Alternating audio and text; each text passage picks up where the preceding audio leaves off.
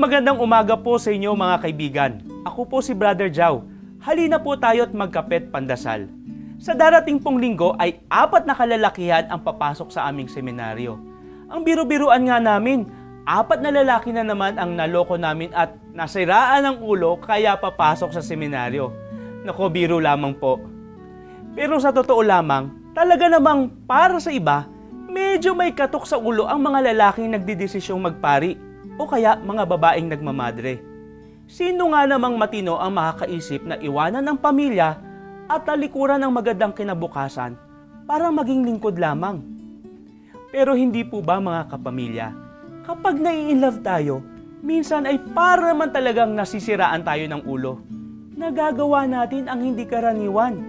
Sabi nga ni Balagtas, "O pag-ibig na makapangyarihan, hahamakin ng lahat, masunod ka lamang."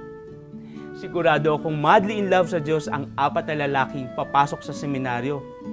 Kayo po mga kaibigan, kailan kayo naging madly in love sa Diyos at nakayang hamakin pati ang sariling kagustuhan? Hindi na baling mapagkamalan kayong may katok sa ulo. Basta ang mahalaga, napatunayan ninyo ang pag-ibig ninyo sa Kanya. Amen.